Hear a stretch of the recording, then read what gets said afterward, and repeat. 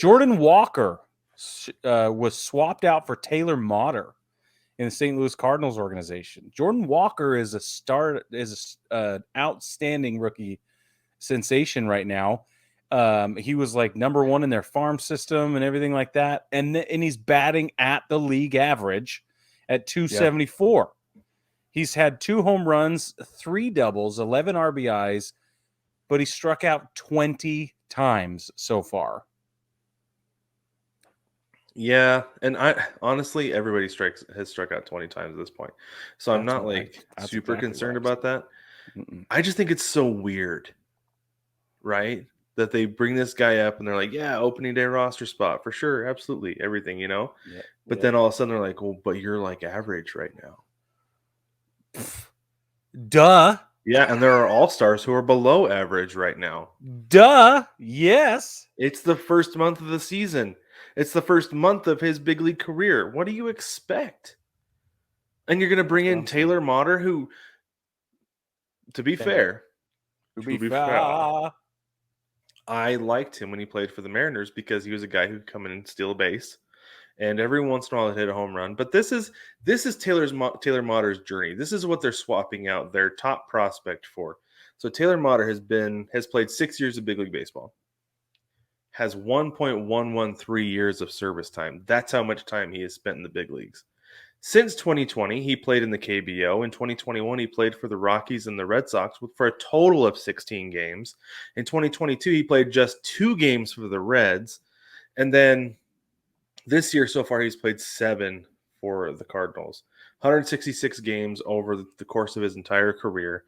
192 average, 10 home runs, 13 stolen bases, and 12 of those came in 2017 with the Mariners.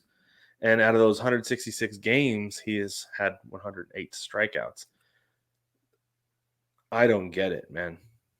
I just either. Don't get it. It doesn't make any sense. It didn't make any sense when they made the move. When they announced it, it doesn't make any sense today. That is not a move that says to me that I don't know. I don't want to say it says we want to win, but I don't know if they were like, well, we're not playing well right now. We got to make a move. And this is the one that's the easiest to make, Right. I don't know. It's weird. It's really weird. Is it equally as weird to you? It's super strange. Taylor Motter is hitting 222 right now.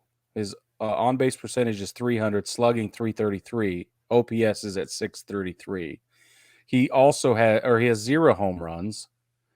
And let's just go down the line and compare. 2 doubles, 4 hits in 7 games. So he's only had 20 plate appearances, 18 at-bats. Okay, so 18 at-bats, 0 runs scored, 4 hits, 2 doubles, 0 triples, 0 home runs, a single RBI. He's walked 1 time. He's at 8 strikeouts. Yeah, I don't know. I don't understand what the swap is about. And maybe it's just one of those things where they're like, we want to let Jordan Walker develop a little bit more, right? Like that might be what it is, that we don't want him to fail at the big league level. We don't want him to play mediocre baseball at the big league level. We would rather have him go get uber confident in the minor leagues and then come up. But I do feel like there is something to be said for like letting a guy get his reps, right? Right. Because he's not going to see that kind of pitching anywhere. He could go down to AAA and just rake for 3 weeks down there. And they're like, oh, now he's ready to come up. Not necessarily. Even if he hits 500, in Memphis? That's their AAA affiliate, right? Yeah. If he goes down and hits 500 in 3 weeks in Memphis, they bring him up, he could still bet. He could come back up and hit $150. That's how different the pitching is. It is different. And if he's already hitting at 274 right now, I just don't understand. I know he strikes out a lot, and that's fine, but I don't know. And this is the thing, is that like the Mariners had Jared Kelenic up and down the last 2 years. He never had, like, they gave him a chance to work through a slump, but he was like over 35. And at that point, it's like, yeah, you got to go get your mind right. It's not your mechanics, it's your mind. And then this year he's come out and he's been amazing, just absolutely on a tear to start the season. Yeah. But I feel like a lot of that has to do with him being able to, at the very least, be in a big league dugout and clubhouse, and B, fail at the big league level and be like, yeah, no, this is really legitimately what I need to work on. Not, Yeah. oh, for some reason I can hit AAA pitching, but I can't hit big league pitching. I need to figure that out. Right? He had a big enough sample size that he could really he had tangible stuff to work with. And I feel like I don't know, it makes no sense to me. Anyway. Let's do a side-by-side comparison really quick. Another infielder, another rookie this season, Anthony Volpe. Okay, so out of 29 games, 79 at-bats, he scored 11 runs on 18 hits, 2 doubles, 1 triple, 2 home runs, 7 RBIs, 8 stolen bases, 16 walks, 28 strikeouts. His batting average sits at 228. On base, 358. Slugging is 354. And they're starting him. He hits leadoff every day.